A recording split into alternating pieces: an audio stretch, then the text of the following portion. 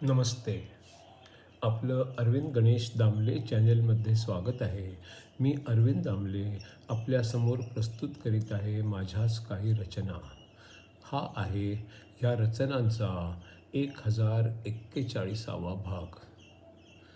आपल्याला या पसंत पडल्या तर माझ्या अरविंद गणेश दामले चॅनलला सबस्क्राईब करा, लाईक करा, शेअर करा आणि बेल आयकॉन दाबायला विसरू नका.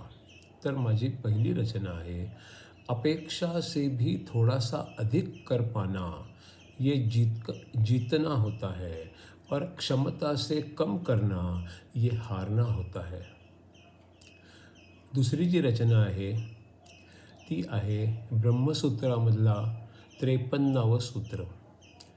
अशा प्रकारे स्मृतींमध्ये वैश्वानराचा उल्लेख ब्रह्मासाठीच आलेला आहे. तो तिन्ही लोकात असतो. अशा वैश्वानराला नमनही केलं आहे. तो नक्की कसा असतो ते समजत नाही, त्यानेच सर्व काही बनतं असंही म्हटलं आहे. म्हणजे वैश्वानर म्हणजे ब्रह्मच. आता दुसऱ्या विभागातील 26वं आणि एकूणातील 54वं सूत्र बघू.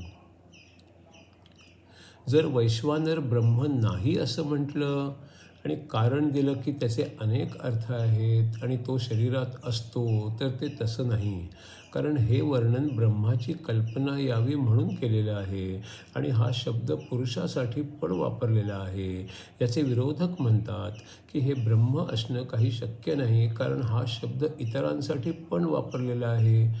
ज्याप्रमाणे हृदयामधली आग, प्राणातली किंवा यज्ञातली आग, पोटातली आग यामध्ये असा गुण आहे की हे सगळं जाळून टाकतं, भस्म करून टाकतं, संपवून टाकतं.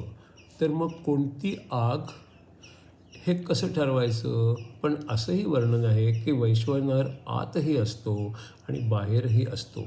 असं सगळं असताना तो ब्रह्म नाही असं म्हणणं योग्य होणार नाही, कारण आग तर सगळीकडेच असते ऊर्जेसारखी.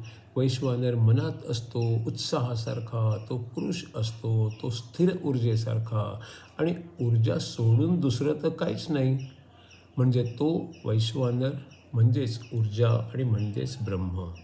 आता दुसऱ्या विभागातलं 27वं सूत्र आणि एकूणातलं 55वं सूत्र घेऊ.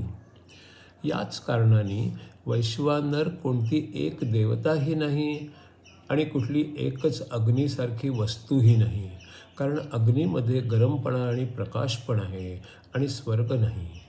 आणि मग अशातून नवीन पदार्थ देखील बनू शकत नाहीत. त्यात ब्रह्माचे गुण आहेत म्हणून ते ब्रह्मच आहे.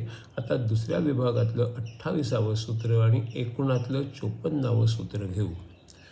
जैमिनींचं म्हणणं असं आहे की ध्यान करतानाही त्याच्यात काही अंतर्विरोध नाही. असंही म्हटलं आहे की ब्रह्माचं ध्यान पोटात अग्नी ठेवूनच करावं.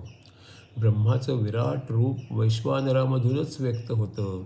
यावर काहींची शंका अशी की तो आत राहतो हे तो सगळीकडे असतो याच्या विरुद्ध नाही का? याचं उत्तर असं की जे वैश्वानराला पुरुष म्हणून ओळखतात, ऊर्जा म्हणून ओळखतात, त्यांना हे कळतं की ऊर्जा तर सगळीकडेच असते, अगदी डोक्यापासून पायापर्यंत असते आणि सर्वांमध्ये असते. ती स्वर्गामध्येही असते. संपूर्ण विश्वास जी असते ती सगळ्यांचा स्व म्हणजेच तर ब्रह्म.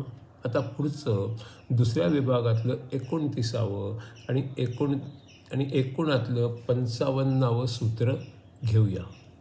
ब्रह्माला कोणतीही सीमा नाही, पण तरीही माणसाला समजावं म्हणून तो कुठे कुठे आहे हे सांगितलं जातं.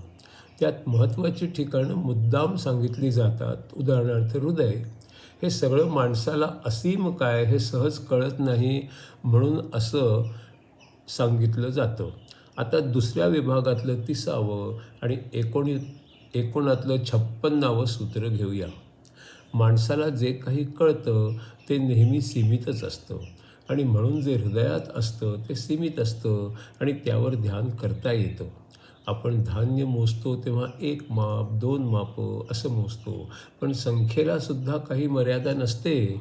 तसंच ब्रह्मालाही काही मर्यादा नसते आणि तो अशा मापांनी मोजता येणार नाही. म्हणून ऋषी बादरायण म्हणतात की ही मापं आणि हृदय वगैरे ध्यानाला सोपं जावं म्हणून फक्त आहे. आता दुसऱ्या विभागातील 31वं आणि एकूणातलं 57वं सूत्र घेऊया. कशाचा तरी विचार केल्याशिवाय आणि कशाशी तरी तुलना केल्याशिवाय ध्यान आणि विचार पण करता येत नाही, असं जैमिनी म्हणतात. आपण जेवढ्या मोठ्याची कल्पना करू शकतो तेवढंच आपल्याला समजू शकतं. फक्त एवढंच आहे की कल्पनेमध्ये आपण लहान वस्तूसुद्धा खूप मोठ्या आहोत असं करू शकतो. स्वर्गापासून पृथ्वीपर्यंत यायला किती पावलं लागतील ही कल्पना पण करू शकतो, किंवा डोक्यापासून हनुवटीपर्यंत बोटं होतील किती ही पण कल्पना करू शकतो. दृष्टी लहान किंवा विशाल करायचाच तर प्रश्न आहे. राजा अश्वपती म्हणाले, देवांना ब्रह्मा आपल्या आतल्या आत्म्या एवढाच वाटला तर तो तेवढाच असतो. जर डोक्यावरच्या केसांपासून स्वर्गा एवढा आहे असं वाटलं तर तो तेवढा असतो. तसंच वैश्वानर लहानात लहानही असतो आणि मोठ्यात मोठाही असतो.